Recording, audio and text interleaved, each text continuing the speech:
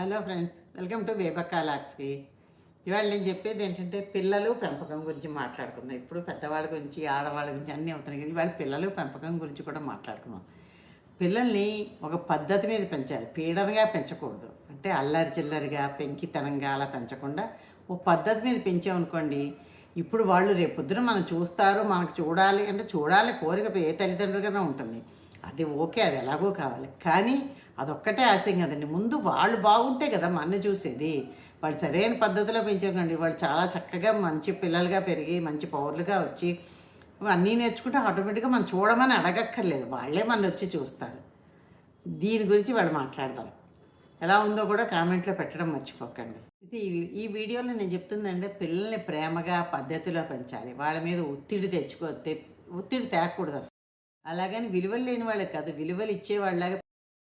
ఎందుకంటే మనం పెంపకం పునాది వేసినట్టు ఉండాలి పిల్లల భవిష్యత్తుకి. అది పునాది గట్టిగా వేసామనుకోండి, మంచిగాను మంచి పద్ధతి మీద పెంచామనుకోండి, వాళ్ళకి అదే పునాది పెద్ద అయిన తర్వాత ఇంకెవ్వరూ ఏం అడగక్కర్లేదు. నువ్వు నన్ను చూస్తావా, నన్ను పెడతావా, నాకు చూస్తావా అక్కలే, వాళ్ళే చూసిస్తారు. అంటే అంత పద్ధతి మీద యథా రాజా తథా ప్రజండి. తల్లిదండ్రులు ఎలా ఉంటే పిల్లలు కూడా అలా ఉంటారు. ఇదంతా ఏంటంటే నేను మా అత్తకి ఇంత చేశాను, మా మామకి ఇంత చేశాను, మా అమ్మకి ఇంత చేశాను, మా నాన్నకి ఇంత చేశాను అని చెప్పుకోవడం మనం చెప్పుకోకూడదు నోటితోటి. మనం ఎలా ఉన్నామో మన పిల్లలు చెప్తారు, వాళ్ళ మాటలు వాళ్ళ చేతలు బట్టిను మనం. కాబట్టి మనమేం పెద్ద ఫీల్ అయిపోక్కర్లేదు. చాలామంది అలా చెప్పుకుంటూ ఉంటారు కదా, మేము ఇలా చేసాం అలా చేసాం, మేము ఎంత చేసాం అంత చేసాం. కొంతమంది నోరే ఇప్పరు, వాళ్ళ పని ఏదో వాళ్ళు చేసుకుంటూ వెళ్తారు. అదేంటంటే మనం ఎలా చేసామో మన పిల్లలు చూస్తారు కదా, చిన్నప్పటి నుంచి చూసి వాళ్ళు మనల్ని అలా చూస్తూ ఉంటారనమాట. మన పెద్దయ్యగా పిల్లలు ఎలా చూస్తారో అదే నువ్వు చిన్నప్పుడు నువ్వు చేసిన పనే పిల్లలు తిరిగి అదే పెద్ద సామెత కదండి. నువ్వు చేసింది చేస్తారు కానీ పిల్లలు నువ్వు చెప్పింది చెయ్యరని అనేవారు పూర్వం పెద్దలు. అదే ఇక్కడ జరిగేది కూడా. పిల్లల పెంపకంలో ఫస్ట్ పాయింట్ అదే.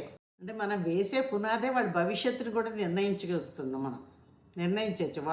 అంటే మనం వేసే పునాది మంచిది అయిందనుకోండి, వాళ్ళ నడవడిక బాగుందనుకోండి, భవిష్యత్తు మనం ఊహించేసుకోవచ్చు. పిల్లలు బ్రహ్మాండంగా సెటిల్ అవుతారు అనే మనోధైర్యం వచ్చిందనుకోండి చాలు. ఇంకా తల్లిదండ్రులకు ఏం అక్కర్లేదు, మంచి మనోధైర్యం. పిల్లలు బాగున్నారు అంటే హ్యాపీయెస్ట్ లైఫ్ని వృద్ధాప్యంలో కూడా గడప.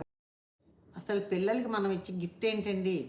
ప్రేమతోటి, మంచి నడవడికతోటి, క్రమశిక్షణతోటి మంచి వివేకవంతులుగా తీర్చిదిద్దే పెంపకమే పిల్లలకి మనం ఇచ్చే గిఫ్ట్. మనం లక్షలు కోట్లు ఇవ్వక్కర్లేదు పిల్లలకి. మనం ఇచ్చే మంచి పెంపకం, మంచి చదువే వాళ్ళకి రేపొద్దున మంచి ఆస్తిని సంపాదించి పెడతాయి, మంచి పేరుని మంచి గౌరవాన్ని సంఘంలో అన్నీ తెచ్చి పెడతాయి. అందులోని ఫస్ట్ పాయింట్. అందుకే నేను చెప్పాను కదా, పిల్లలు చూస్తారు కానీ వింటారు కాదు. వింటారని పిల్లలు వింటారు. పిల్లలు చూస్తారు, కళ్ళతో చూసి మనం ఎలా ఉంటే పిల్లలు కూడా అలాగే ఉంటారు. అంటే ఏంటంటే పిల్లలకి మనం చెప్పే మాటల కంటే మనం చేసే పనులే ఎక్కువ ప్రభావం చూపిస్తాయి పిల్లలు. అంటే మనం టైంకి లేచామనుకోండి దేనికన్నాను, వాళ్ళు టైంకి లేవడం మొదలు పెడతారు. అమ్మో నా అమ్మ నాన్న ఇంతకు ఉన్నారు కదా ఏమని కొంచెం గిల్టీగా ఫీల్ అవ్వచ్చు, కొంచెం భయం అవ్వచ్చు, భక్తి అవ్వచ్చు, మర్యాద అవ్వచ్చు, ఏదైనా కూడా వాళ్ళు కూడా అలా సమయానికి లేస్తూ ఉంటారు. మనం గౌరవంగా అందరితో మర్యాదగా గౌరవంగా మాట్లాడుతున్నాం అనుకోండి, వాళ్ళు కూడా వాళ్ళు గౌరవంగా మర్యాదగా మాట్లాడడం నేర్చుకుంటారు, మనని చూసే నేర్చుకుంటారు. ఒక్కొక్క తండ్రులు ఎవరన్నా, తల్లులే అండి ఎక్కువ, ఆవిడ 11 గంటల దాకా పడుకొని మీరు వెళ్ళండి రా, నీళ్లు కాచుకొని పెట్టుకోండి, గేదెలు వేసుకొని స్నానం చేయండి, పాలు తాగేసి వెళ్ళిపోండి అని చెప్పేసి ఈవిడ పడుకుంటుంది. లేచాక సాయంత్రం అప్పుడు టైం మేనేజ్మెంట్ జాగ్రత్తగా నేర్చుకోవాలి మీరంటే ఏ పిల్లలు నేర్చుకుంటారండి? తల్లి లేచి అప్పుడు పిల్లలకి చెప్పింది అనుకోండి, అమ్మో అమ్మ లేచింది చెప్పిందని. లేదా పిల్లలు ఎప్పుడో చూసి తిరగబడతారు. నువ్వేమో 11 గంటల దాకా పడుకుంటావు, మాకెందుకు టైం మేనేజ్మెంట్ చెప్తున్నావు అమ్మా అని అడుగుతారు. పిల్లల్ని ప్రేమగా పెంచడం నేర్చుకోవాలి. టాప్ ర్యాంక్ తెచ్చావా లేదా? ఇప్పుడు పిల్లలు ఉన్నారు, నువ్వు నా టాప్ ర్యాంక్ వచ్చిందా లేదా చిన్నప్పుడు ప్రోగ్రెస్ కార్డు తెస్తారు, ఇవి ఓ మార్కులేనా దద్దమ్మలాగా ఏమీ పోలేవు మార్కులు అని తిట్టకూడదు. వాళ్ళకి ప్రేమతోటి పెంచాలి తప్పితే భయంతో పెంచకూడదు. ప్రేమతో పెంచామనుకోండి వాళ్ళకి గ్యారంటీగా తోలుతుంది. భయంతో వస్తే ఎప్పుడూ భయపడుతూ ఉన్నవి కూడా మర్చిపోతారు, చేయకూడని తప్పులు కూడా చేస్తూ. అందుకని ఎప్పుడూ ప్రేమగా పెంచడమే మనం ఎక్కువగా చెయ్యాలి. ప్రతి ఒక్కళ్ళు డాక్టర్లు ఇంజనీర్లే అవ్వక్కర్లేదు. ఒక్కొక్కళ్ళు ఆర్టిస్ట్ అవుతారు, ఒక్కొక్కళ్ళు సింగర్లు అవుతారు, ఒక్కొక్కళ్ళు మంచి డ్రాయింగ్ వేస్తారు, ఒక్కొక్కళ్ళు ఏమో మంచి పాటలు పాడడమో లేదా పద్యాలు చెప్పడమో, ఎవరికి ఎందులో ఇంట్రెస్ట్ ఉందో అది నేర్పించడానికి మనం ట్రై చేయాలి. నేర్పించి అందులో షైన్ చేయాలి వాళ్ళని. పిల్లలకి ఆదర్శంగా ఉండే వాళ్ళని నేర్పించండి. గాంధీ, అబ్దుల్ కలాం వీళ్ళందరూ. పోనీ అవి కాకపోయినా మీ ఇంట్లోని మీ తల్లిదండ్రులు ఎవరో పెద్దవాళ్ళు ఇంత బాగా చదువుకొని ఇంత వృద్ధిలోకి వచ్చారంటే వాళ్ళని ఎగ్జాంపుల్గా చూసే వాళ్ళు అలా వచ్చారు, నువ్వు కూడా బాగా చదువుకుంటే అంత బాగా వస్తావు.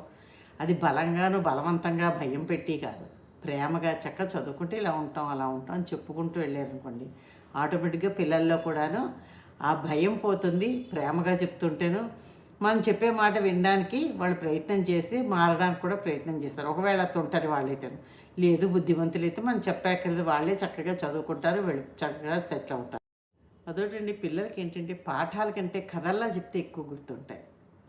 ఏ పాఠమేనానండి, ఇప్పుడు నేను కూడా ఎక్కువ యూట్యూబ్లో ఏం చెప్తాను, కథల్లా చెప్తూ ఉంటాను. ఎందుకంటే మనకు బాగా షైన్ అవుతుంది, షార్ప్గా క్యాచ్ చేయగలుగుతాము.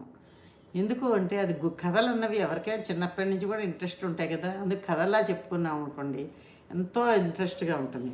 అలాగే పిల్లలకు కూడా ఏదైనా పాఠం చిన్నప్పుడు చెప్పాలనుకోండి, ఒక చిన్న కథలా రూపొందించి అది చెప్పారు కండి, వాళ్ళకి ఎగ్జామ్ టైంలోని ఆ కథ గుర్తుకొచ్చి ఆన్సర్స్ గబగబా రాసేయగలుగుతారు. అలా చెప్తూ ఉండండి. అంతేకాదు ఎవరితో ఎలా మాట్లాడాలో నేర్పండి. ఒరే గిరే ఓసే గిసే అని కాకుండా మర్యాదగా ఎంత మర్యాదగా మాట్లాడాలి, ఎవరికి ఎంత విలువ ఇవ్వాలి, ఇంట్లో పెద్దవాళ్ళు ఉంటే అమ్మ నాయనమ్మ తాతలు అమ్మమ్మ తాతలతో ఎలా మాట్లాడాలి, ఫ్రెండ్స్తో ఎలా మాట్లాడాలి, పని వాళ్ళు వస్తే ఎలా మాట్లాడాలి, బయట స్కూల్లోకి వెళ్తే ఎలా మాట్లాడాలి, ఆఫీసులోకి వెళ్తే ఎలా మాట్లాడాలి, ఇవన్నీ మనం నేర్పితేనే వస్తాయి వాళ్ళకి. నేర్పితేనే మనం చెప్పాలి, మనం కూడా అలా ప్రవర్తించాలి. అప్పుడు వాళ్ళకి ఆటోమేటిక్గా పెద్దవాళ్ళని గౌరవించడం, చక్కగా ఎవరన్నా పెద్దవాళ్ళు వచ్చి లేచి విష్ చేయడం, నమస్కారం చేయడం, లేదా కూర్చోండి అని చెప్పడం, మంచినీళ్ళు ఇవ్వడం, ఇలాంటి చిన్న చిన్న పనులు ఆ గౌరవం మనం చేస్తున్నాం అనుకోండి, వాళ్ళు కూడా ఆటోమేటిక్గా చేస్తారు. ఆటోమేటిక్గా అంటే మనం చూశారు కదా, చూసి చేస్తారన్నమాట. పిల్లలకి స్వేచ్ఛనివ్వాలి, కానీ అలాగని పూర్తి స్వేచ్ఛనివ్వకూడదు. బాధ్యత కూడా వాళ్ళ పైన పెట్టాలి. కొన్ని కొన్ని పనులకి బాధ్యతతో నేర్పిన స్వేచ్ఛనివ్వాలి తప్ప ఉట్టి స్వేచ్ఛనిచ్చి బాధ్యత ఇవ్వకపోతే వాళ్ళు ఎందుకు పనికి రాకుండా అయిపోతారు. వాళ్ళు ఏదైనా పని చేయాలంటే ముందు మనం చేసే పనులు వాళ్ళు చూపించాలి. మేము ఇలా చేస్తున్నాం, మీరు కూడా అలా చేస్తే మీకు బాగుంటుంది, చూసుకోండి మీ ఇష్టం, ఇగో ఇలా చెయ్యేస్తే బాగుంటుంది అని చెప్పామనుకోండి, చూసాక ఆటోమేటిక్గా అమ్మ నాన్న చేస్తున్నారు, లేకపోతే అన్న వదిన అక్క బావ ఎవరో అక్కలతో అక్క అన్న వీళ్ళందరూ చేస్తున్నారు కదా, బాగుంది కదా మనం కూడా చేద్దామని అలాగే మంచి దారిలో చేయడానికి ప్రయత్నం చేస్తాం. అలా చేయడం వల్ల ఏంటంటే వాళ్ళలో మంచితనం కూడా డెవలప్ అవుతూ ఉంటుందన్నమాట. చిన్న చిన్న పనులు కూడా పిల్లలకి చిన్నప్పటి నుంచి నేర్పాలండి. వాళ్ళ పుస్తకాలు వాళ్ళు సర్దుకోవడం, వాళ్ళ షూస్ ర్యాక్లో వాళ్ళు షూస్ పెట్టుకోవడం, సాక్స్ తీసి ఉతకడానికి వేయడం, వాళ్ళ బట్టలు వాళ్ళు ఇంకొంచెం పెద్ద అయితే వాళ్ళ బట్టలు వాళ్ళు మడత పెట్టుకొని వాళ్ళ ర్యాకుల్లో వాళ్ళు నీట్గా సర్దుకోవడం, ఇల్లు నీట్గా ఉంచడం, ఆడిన బొమ్మలన్నీ తీసి నీట్గా క్లీన్గా చేసి ఎక్కడ బొమ్మలు అక్కడ అన్నీ పెట్టడం. చిన్నవాళ్ళైతే, పెద్దవాళ్ళైతే వాళ్ళు బుక్స్ సర్దుకోవడం, ఇలాగ ఏవో వాళ్ళు లేదా వాడేసిన పెన్నులు పెన్సిళ్ళు ఎక్కడ పడితే అక్కడ వదిలేయకుండా ఇల్లంతా సోఫాల మీద క్లాతులు వేయడం, సోఫాలు నీట్గా ఉంచడం. ఇవాళ రేపు అందరిలో సోఫాలు ఉంటాయి, అవన్నీ సర్దుకుంటూ చేసుకుంటూ ఉన్నాం అనుకోండి, చిన్నప్పటి నుంచి నేర్పించామనుకోండి, ఆటోమేటిక్గా వాళ్ళకి బుద్ధిమంతులు అవుతారు, నీట్గా ఉండడం కూడా తెలుస్తుంది. అంటే ఈ చిన్న చిన్న పనులు వాళ్ళకి బాధ్యతగా కూడా ఉంటాయి అన్నమాట. ఈ చిన్న చిన్న పనులే రేపొద్దున పెద్ద పెద్ద పనులు కూడా చేయడానికి దారి తీస్తాయి, బాధ్యతగాను శుభ్రంగా చేయడానికి. పిల్లలు పెంచాలంటే ఓపిక, ఓర్పు, సహనం అన్నీ ఉండాలి. అంటే ఒక పిల్లల్ని పెంచడం ఒక చెట్టు నాటినట్టే. ఒక చెట్టు నాటారనుకోండి, ఎంత జాగ్రత్తగా, చాలా జాగ్రత్తగా ఒక విత్తనం వేశారు, అది ఇంత మొక్క అవుతుంది ఇంత మొక్క అవుతుంది అయ్యేదాకా మనం అంత కొంచెం పెద్దదయ్యేదాకా దాన్ని చాలా జాగ్రత్తగా చూసుకుంటూ ఉండాలి. లేకపోతే ఎక్కువ గాలి వచ్చినా పడిపోతుంది, నీళ్ళు అడ్డదిడ్డంగా పోసేసినా అది వంగిపోతుంది, మరి బతకదు. ఇలా రకరకాలు ఉంటాయి. పిల్లల్ని పెంచడం కూడా అంత జాగ్రత్తగా పెంచాలి. పిల్లలు ప్రతిబింబంగా కల్పించాలి మనకి అంటే ముందు మన స్ఫూర్తిగా పనులు చేస్తే వాళ్ళు కూడా ఆటోమేటిక్గా మనకి ప్రతిబింబంగాను, మనకి తర్వాత తరంలో కూడా మంచి పేరు తెచ్చేవాళ్ళుగాను, మంచి పేరు తెచ్చుకున్న వాళ్ళుగాను తయారవుతారు. ఇవండి పిల్లలు పెంచడానికి ఇంకా చాలా ఉన్నాయి. ఇవి కొన్ని చెప్పాను ఇవాళ, మళ్ళీ ఎప్పుడో మరోసారి చెప్పుకుందాం. తప్పకుండా పిల్లల్ని పెంచడం ఎంత కష్టమో, కత్తి మీద సాము అంటారు పూర్వం అనేవారికి. పిల్లలు పెంచడం కత్తి మీద సాము. అంత జాగ్రత్తగా చాలా సమయస్ఫూర్తిగా మాట్లాడి చాలా జాగ్రత్తగా, అలాగని ముద్దే చేయమని కాదు, అవసరమైనప్పుడు ఒక దెబ్బ వేయాలి, ఒక కసురు కసరాలి, ఒక తిట్టాలి. లేదు వాడు బుద్ధిగా ఉండమని చెప్పినటువంటి ఏమీ చెయ్యక్కర్లేదు. కాబట్టి చాలా జాగ్రత్తగా పిల్లల్ని పెంచుకోండి. లాస్ట్లో కొన్ని మంచి మాటలు చెప్తాను. పిల్లల్ని ముద్దుగా పెంచండి, మోసపోకుండా ఉండేటట్టు పెంచండి. ముద్దు చేస్తున్నాం కదా, అతి ముద్దు చేసి వాళ్ళకి అమాయకత్వం చేసి కాదు, అవతల ఎవరి దగ్గరన్నా మోసపోతారేమో లేకపోతే ఎవరైనా నష్టపోతారేమో ఆ గడుస్తనాలు కూడా నేర్పించాలి. ప్రేమతోటి మార్గం చూపించండి, ఇలా వెళ్ళాలని. అంతేగాని బలవంతంగాను పీడంతో వాళ్ళకి ఏం చెప్పినా కూడా వాళ్ళు వినరు. ప్రేమతో చూపించారు కూడా అన్నీ వింటారు. కాబట్టి పిల్లల్ని పెంచడం ఎంత కష్టమో చూశారు కదా. ఇవాళ రేపు పిల్లల్ని ఇప్పుడు వచ్చే జనరేషన్ పిల్లల్ని అస్సలు పెంచలేకపోతున్నాం. కాబట్టి చాలా జాగ్రత్తగా పెంచుకుంటూ చాలా హెల్దీగా ఉంటూ మీరు మీ పిల్లల్ని పెంచండి. ఫుడ్ విషయంలో కూడా వాళ్ళకి మంచి హెల్దీ ఫుడ్ పెడుతూ వాళ్ళ ఆరోగ్యాన్ని కాపాడుకోండి, మీ ఆరోగ్యాన్ని మీరు కాపాడుకోండి. ఇదండి ఇవాళ చెప్పదలుచుకుంది. ప్రశ్నలోకి వెళ్దామా? ఇవాళ ప్రశ్న కొంచెం అందరికీ తెలిసిందే కానీ పెద్ద ప్రశ్న.